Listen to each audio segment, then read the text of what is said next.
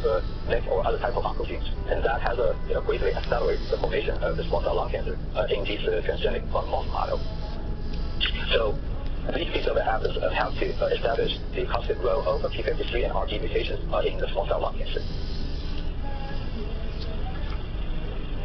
All right, so I mentioned earlier that the small cell lung cancer can also develop in the patients with lung adenocarcinoma after treatment with the tyrosine kinase inhibitor. So this is a case, actually a case series reported by Dr. Jeffrey Engelman and David Farber. So the A actually depicted the disease course of one patient with lung adenocarcinoma. So this patient was diagnosed with lung adenocarcinoma with EGFR synthesizing mutation L858R in 2008.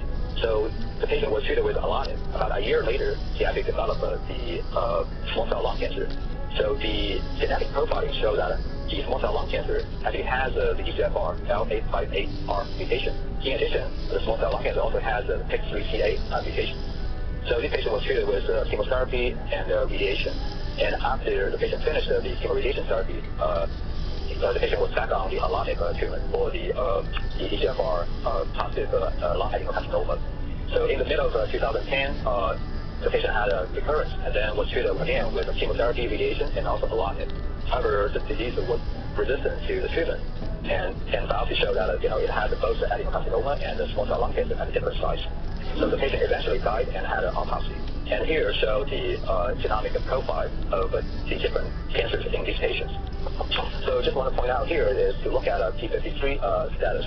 So in the normal liver of these patients, the P53 was wild type. So in the adenocarcinoma, so there's a deletion in one allele of the P53.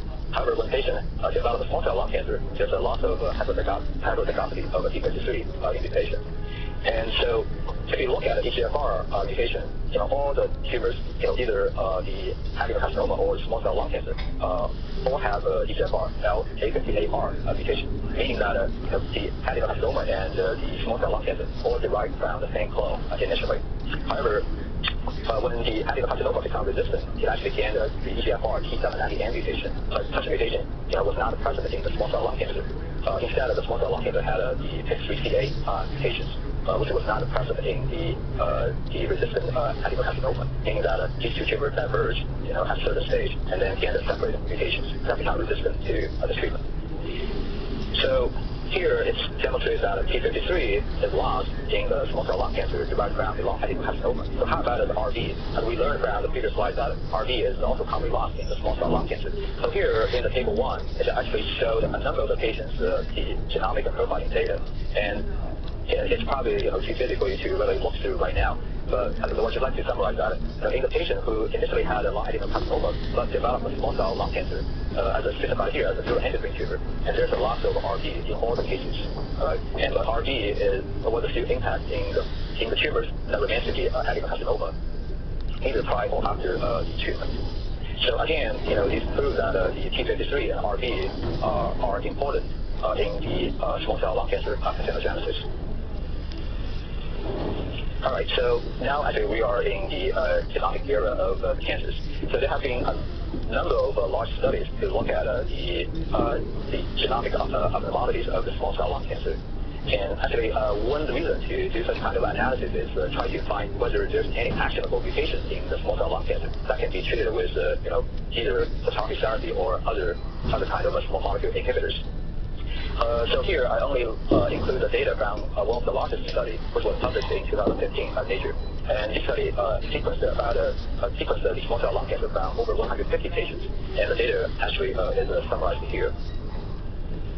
So the first thing you notice that on the top of this panel show that P53 and RB1 are the most commonly mutated genes in small cell lung cancer, so which is consistent with the previous finding.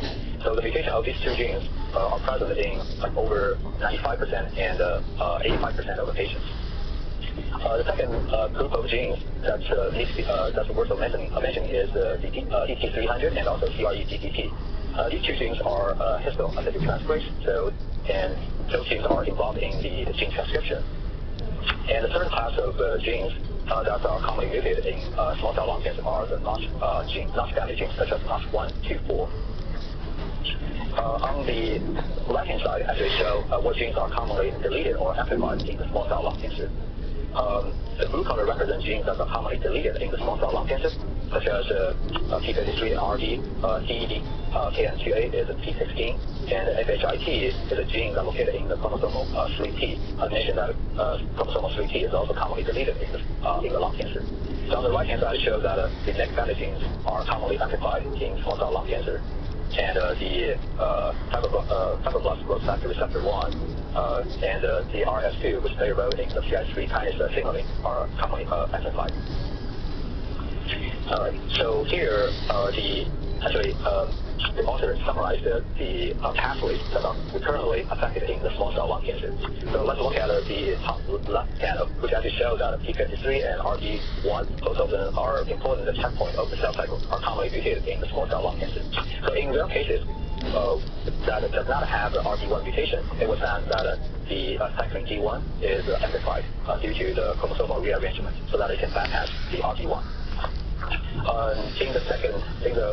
The right panel, I show that some of the oncogenes are very rarely mutated in the small cell lung cancer, such as the PIK3CA and the KIT oncogene, as well as the fibroblast growth factor receptor 1. So I mentioned earlier that the two histone transcripts are commonly mutated in small cell lung cancer, but their roles are still not very clear. Mixing is commonly amplified. So here in the lower right panel actually shows that the Notch family genes are commonly mutated in small cell lung cancer. Notch signaling actually is very important in controlling the neuroendocrine differentiation by affecting the expression of ASCL1 as shown here. So ASCL1 is a master transcriptional factor for the neuroendocrine differentiation, and the Notch signaling actually can suppress the expression of ASCL1. So in the small cell lung cancer, when Notch receptor is mutated, it actually decreases the Notch signaling so that ASCL1 can be upregulated. That leads to the neuroendocrine differentiation in small cell lung cancer. All right, so I want just to talk a little bit more about the Notch signaling. And this is a cartoon shows the signaling cascade of the Notch pathway. So the Notch receptors are membrane receptors. So when there's a proper ligand, and the Notch receptor will change its configuration so that it exposes its susceptible sites to the gamma secretase. So gamma secretase will cleave the Notch receptor so that the intercellular domain of the Notch receptor can serve as a signaling molecule and migrate into the nucleus. So once the Notch intercellular domain get into the nucleus, it actually can bind to the complex formed by the plasmid-like protein, as abbreviated as MAMO1 here, as well as its partner RDPJ. And I would like to think that the Notch intercellular domain serves as a key, so then it inserts into the lock formed by the MAMO1 and RDPJ, and then activates the downstream gene transcription, such as HAS and K gene expression. Okay, so to explore the role of the Notch signaling in the small cell lung cancer, actually the author of the Nature paper established a transgenic mice that can overexpress the Notch2 intercellular domain. So that the Notch signaling can be constitutively turned on in these transgenic mice. So here show the formation of small cell lung cancer in the transgenic model with 3 gene compounds, including P53, RD1, and RD1. And here show the transgenic mice with the forced expression of Notch2 intercellular domain. As you can see from here is that there's a decreased number of small cell lung cancer in the lungs of these transgenic mice when the Notch2 ICD is overexpressed. And here shows the quantitative data that the number of the tumors as well as the volume of the tumors got decreased. And on the right-hand side shows the survival curve of these transgenic mice. And the forced expression of the Notch2 intercellular domain actually extended the survival of these transgenic mice. So again, it supports that the inactivation of Notch signaling plays a very important role in the pathogenesis of the small cell lung cancer. All right, so next I'm just going to give you a few examples of the successful translational medicine in the small cell lung cancer. So first I will talk about Rova-T. So again, it's related to the Notch signaling. So let's go back and look at this signaling cascade. So there's a number of the ligands that can bind to the Notch receptor, and one of the ligands is DLL3, which is actually a ligand that can inactivate the Notch signaling. So a group of scientists from the Scancentrics, a company based in Southern California, actually made a finding, an independent finding, a number of years ago that the DLL3, which is an antagonizing ligand of the non-signaling, is overexpressed in the small cell lung cancer. So here shows the expression of DLL3 based on the RNA-seq data. So the y-axis shows our RTKM number. And so as you can see from here, that the small cell lung cancer has a much higher expression of DLL3, about 40 to 50-fold higher than the normal lung tissue. And here shows the small cell lung cancer cell line, which also has pretty high expression of DLL3. So I just want to stop here for a little bit. So that if you have such kind of finding, so how would you translate into patient care? So actually, the scientists from the Scancentrics kind of developed a new strategy to target the DLL3 on the small cell lung cancer cells. So they actually developed an antibody drug conjugate. So here shows the structure of this antibody drug conjugate, and this is something they call RoboT. So this is formed by an antibody that can recognize DLL3 on the surface of the small cell lung cancer. And this antibody is actually conjugated through a linker with the very toxic chemo agent called a PBD. The PBD can bind to the smaller groove of the DNA, so cause the DNA damage. So PBD itself is very toxic, so you cannot give it to the patient directly. So what happens is that when you put the PBD as a payload to the antibody, and then this becomes a very target agent that can deliver the PBD specifically to the cancer cells that express DLL3. So here shows the experiment data of the efficacy of RoboT in a patient-derived xenograft mouse model. Let me just help you to go through this. So first they established the PDX model of the small cell lung cancer. Then they treated the mice with the DT. So here C stands for cisplatin and E stands for etoposide. So DT chemotherapy. So there's a shrinkage of the tumor volume. But what happens afterwards is that the tumor recurs very fast. Let's go back. And then if you don't give any treatment, as depicted as a black curve, the tumor will just grow continuously. And here, they actually, for some of the mice, they actually give the DLL3 antibody drug conjugate, and the tumor size shrink again. But importantly, the effect lasted for a very long time, so much better than the chemotherapy agents. So here in the panel I, they also kind of tested the rechallenging of the mice with the chemo agent. Again, those PDX mice were treated with the chemotherapy first, and then when they had a recurrence, these mice were treated with the DT chemo agent again, as is shown here. So this time, the response lasted even shorter compared to the first time, and those tumors are growing back, as depicted as the blue curve here. So at least around the PDX mouse model show that the DLL3 antibody drug conjugate seems to be more effective than rechallenging these PDX mice with the chemo agent again when the tumor had a recurrence. All right, so with that data, then they moved this drug into the clinical trial, and this is the results from the phase 1 trial reported by Charles Rudin from the Memorial Sloan Kettering in 2015 ASCO meeting. So in this phase 1 trial, they included 74 small cell lung cancer patients who had a recurrence after at least one line of chemotherapy. So some patients had sensitive disease, and some had a resistant and refractory disease. So the definition of the sensitive, resistant, and refractory disease are explained here. So basically, if a patient does not have a progressive disease after 3 months after the first line chemotherapy, then it's considered as a sensitive disease. So meaning the disease is sensitive to the chemotherapy, and the effect is durable more than 3 months. So if a patient had a recurrence or progression disease within the 3 months after chemotherapy, then it's considered as a resistant disease. So if a patient did not have any response but continue to have a progressive disease, meaning that tumor continues to grow even when the patient is receiving chemotherapy, it's considered as a refractory disease. So we just want to kind of point out here that about 57% of patients have more than 50% of tumor cells with DLL3 expression, meaning that this target is highly expressed in the small cell lung cancer patients. Here is the objective response rate of the RoboT in this phase 1 clinical trial. So as shown here is an objective response rate that includes the completed response, meaning there's no more tumor, plus the partial response, that meaning that tumor decrease size by more than 30%. So if you don't select any biomarker, in all the patients, no matter whether the patient expresses DLL3 or not, you have 18% of patients who had a response. When you select for the patient who has more than 50% tumor cells expressing the DLL3, the response rate improved to 39%. And on the right-hand side, actually shows the clinical benefit rate, which includes the patient who had a response and the patient who had a stable disease after the treatment. So again, it shows that when we selected for the biomarker, the response rate got much better. And this is the water plot of the response, the best response after treatment. And here they actually stratify patients based on the expression level of the DL3. So all these patients had a shrinkage of the tumor, but the patients under the dotted line is considered to have a response after treatment. As you can see here that most of the patients who had a response had an expression of DL3 of more than 50%, and some of the patients with the gray bar just do not have the data on the DL3 expression.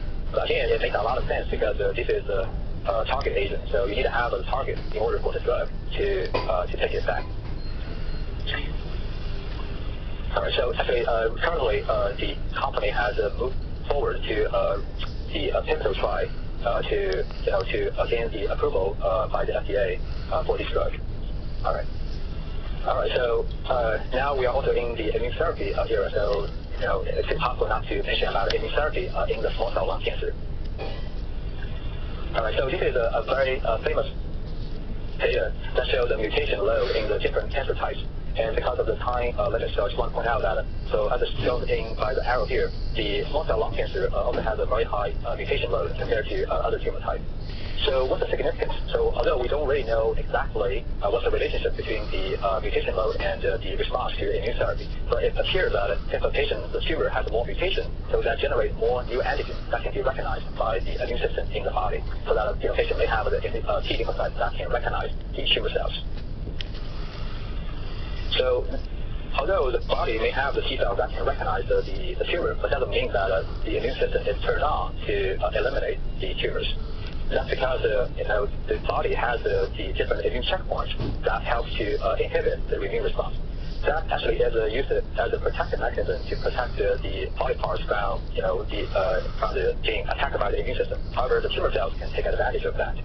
So there's two immune checkpoints that can be targeted by the approved FDA drug. One is the CTLA-4 that can be targeted by ipilimumab, and the other one is the PD-1 PD-L1 system. So that can be targeted by the PD-L1 or PD-1 antibody. So how about expression of PD-1 or PD-L1 in the small cell lung cancer? So as shown here, that the PD-1 or PD-L1 positive cells are present in the stromal cells instead of inside of the small cell lung cancer tumors. But this, when this paper was published in 2015, there's a letter to the editors submitted later, which actually showed that if you use a different antibody, some of the small cell lung cancer can also have a positive staining of the PD-1 or PD-L1. So this is the summary of that study. And basically, as I mentioned, that they did not find any PD-1 or PD-L1 positive cells in the tumor, but they found positive cells in the stroma. So it raises up, kind of a question, if you give a patient just a PD-L1, whether that will be effective enough to activate the immune system, because it seems like the immune cells are like out of the periphery of the tumor, but not really inside the tumor. So there's kind of leads to this idea to combine the anti-PD-L1 with the CTLA-4 antibody. So this is a CheckMate 032 study, and so here they actually tried three different arms. The first arm is just anti-PD-1 itself, that's nivolumab, and the second and third arms are the combination of anti-PD-L1 with the CTLA-4 antibody at a different dosing frequency. So the middle one is the nivo1 plus the Epi3, and the last one is the nivo3 plus the Epi1. So this is the patient characteristics. So just want to point out that if you look at the PD-L1 expression level, most of the patients have a very little expression of PD-L1. And so here is the response data. So if in the arm with just nivo alone, there's about the 10% of response rate. And when you combine nivo with ipilimumab, so there's the response rate gets doubled. And on the right-hand side, which are the spider plots, which show how each patient responded to the therapy.